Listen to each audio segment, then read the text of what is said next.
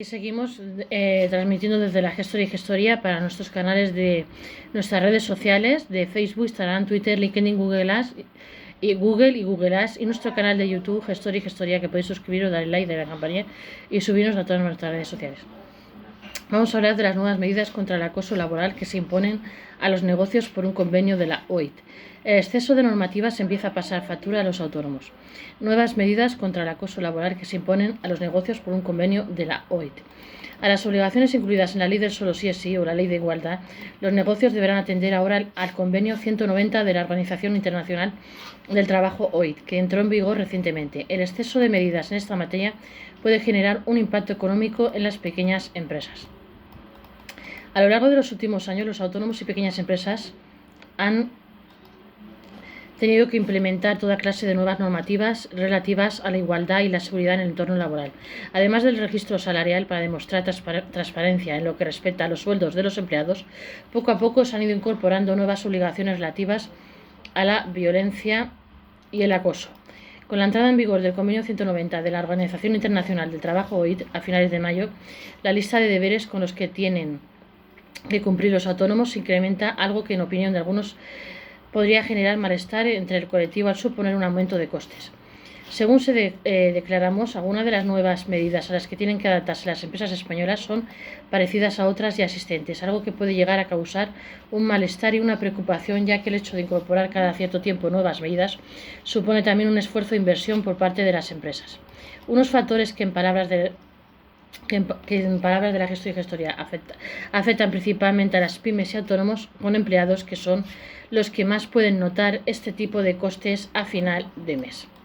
Hay que pensar que para un autónomo o una pequeña empresa, cualquier coste añadido puede marcar la diferencia a final de mes o a final de año. Algunas de las medidas impuestas en los últimos años requieren de personal cualificado o incluso del uso de ciertas herramientas digitales que permitan llevar controles de forma adecuada. Esto podría causar también una preocupación entre el colectivo. No obstante, no hay que olvidar que este tipo de medidas son necesarias, evidentemente, para conseguir igualdad y seguridad en las empresas. Es necesario que haya normativas que regulen este tipo de sucesos y que luchen por evitar que se produzcan. No se puede permitir que a día de hoy sigan dándose casos de acoso laboral y que haya mujeres con miedo a ir a trabajar. La clave está en desarrollar las normativas teniendo en cuenta también las capacidades económicas de las pequeñas empresas. Lo que está claro y no es discutible es que hay que erradicar la violencia y el acoso en los puestos de trabajo. El Convenio 190 OIT introduce nuevas obligaciones para las empresas españolas. El pasado 25 de mayo de 2023 entró en vigor en España el Convenio de la Organización Internacional del Trabajo OIT sobre la eliminación de la violencia y el acoso en el mundo del trabajo, que fue firmado a mediados de 2019. Según nos explica, se trata de un convenio que proviene de una reunión del Consejo de Administración de la Oficina Internacional del Trabajo y que se considera, entre otros extremos, que la violencia y el acoso son incompatibles con la promoción de empresas sostenibles y afectan negativamente a la organización del trabajo, las relaciones en el lugar de trabajo, el compromiso de los trabajadores, la reputación de la empresa y la productividad. El artículo 2 del convenio regula la protección de los empleados en el mundo del trabajo, independientemente de cualquiera que sea su situación contractual. Es decir, también aquellas personas en formación, aprendices, pasantes, voluntarios, postulantes e incluso trabajadores despedidos. También aplica a todos los sectores y en todas las zonas, ya sean rurales o urbanas. Según dicha regulación, España, como país que ha ratificado el convenio, deberá respetar, promover y asegurar el disfrute del derecho de toda persona a un mundo del trabajo libre de violencia y acoso, así como adoptar un enfoque inclusivo, integrado y que tenga en cuenta las consideraciones de género para prevenir y eliminar la violencia y el acoso en el mundo del trabajo.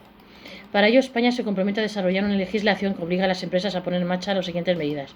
Se debe elaborar y aplicar una política sobre violencia y acoso. En este sentido, los empleados tendrán que ser informados sobre los derechos y responsabilidad que deriven de dicha política. A la hora de gestionar la seguridad y salud en los puestos de trabajo, se tendrá que tener en cuenta la violencia y el acoso, así como los riesgos psicosociales.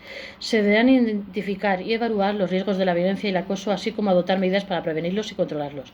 Las empresas tendrán que proporcionar a sus empleados toda la información necesaria sobre los riesgos identificados, así como las medidas de prevención que correspondan.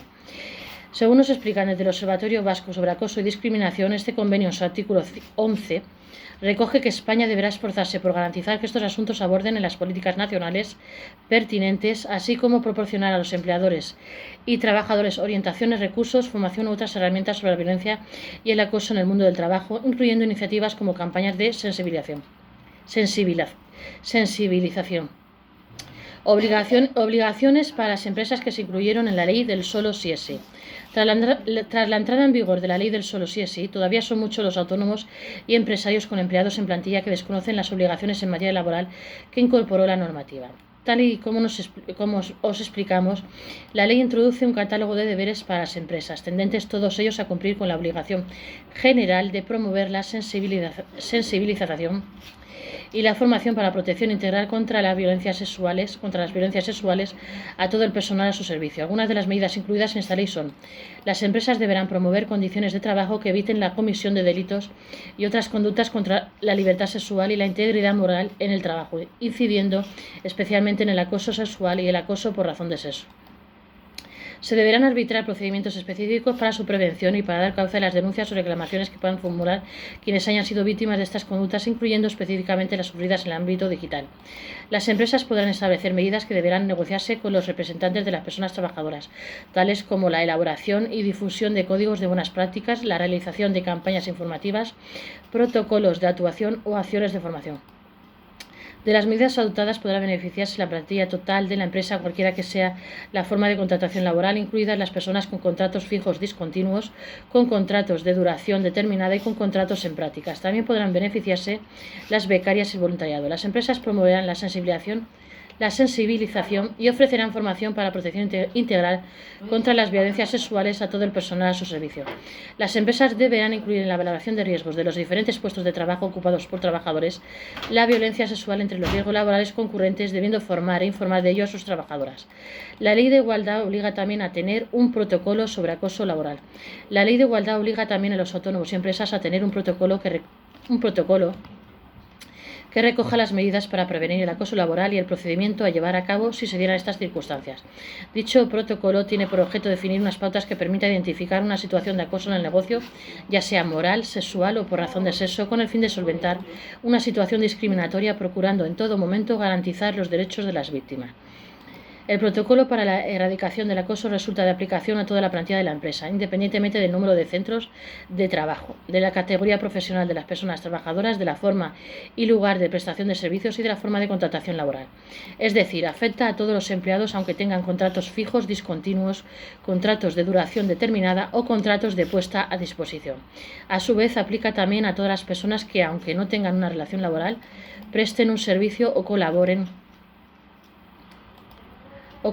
con el negocio, formación, prácticas o voluntariado.